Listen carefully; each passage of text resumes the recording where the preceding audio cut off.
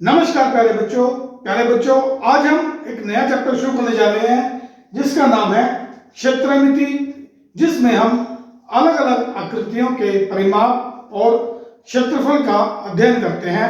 आज हम करेंगे त्रिभुज, वर्ग और आयत के परिमाप के बारे में जानकारी लेंगे। देखिए बच्चों, हम पिछली कक्षाओं में आयत, वर्ग और त्रिभुज के क्षेत्रफल के जो सूत्र हैं उनके बारे में पढ़ चुके हैं। जैसे ये आयत है, L इसकी लंबाई है, B इसकी चौड़ाई है, तो इसका जो परिमाप होता है वो होता है 2 गुना लंबाई जमा चौड़ाई।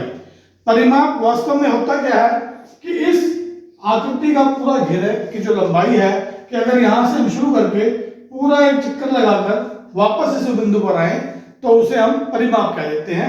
इसी प्रकार वर्ग, क्योंकि वर्ग की सभी भुजाएं बराबर होती हैं, तो इसका जो परिमाप होता है वो 4 गुना साइड, यानी कि जो इसकी भुजा है इसके 4 गुने के बराबर होता है। और त्रिभुज की भुजाएं अलग अलग भी हो सकती हैं, जैसी भी हो सकती हैं।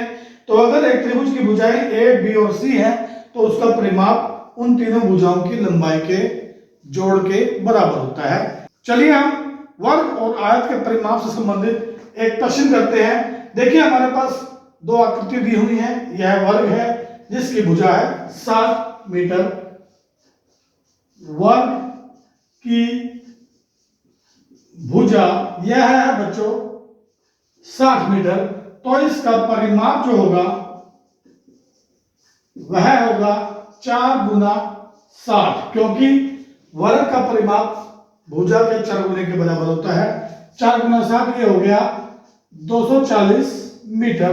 अब हमें कहा गया है कि इस वर्ग और इस आयत, अगर इस वर्ग और इस आयत का परिमाप बराबर हो, वर्ग और आयत का परिमाप बराबर हो, तो बताइए इस आयत की चौड़ाई क्या होगी, जबकि इसकी लंबाई हमें 80 मीटर दी हुई है। प्रश्न यही है ना कि हमें इसकी चौड़ाई ज्ञात करनी है। तो देखिए, आयत की लंबाई है बच्चों 80 मीटर, मान लेते हैं इसकी चौड़ाई A मान लेते हैं, या B, कुछ भी हम ले सकते हैं। तो इसका जो परिमाप का सूत्र है, परिमाप का सूत्र होता है 2 गुना लंबाई जमा चौड़ाई, यानी कि 2 गुना 80 जमा A। ठीक है बच्चों। अब क्योंकि वर्ग और आयत का परिमाप बराबर है तो हम कहेंगे प्रश्न के अनुसार 2 गुना 80 जमा A, ये किसका परिमाप है? आयत का।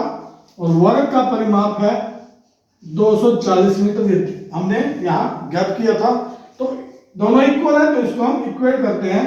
पहले हम 2 से भाग करेंगे, 80 जमा A बराबर, यहां 240 को 2 से भाग करेंगे, ये आ जाएगा बच्चों 120।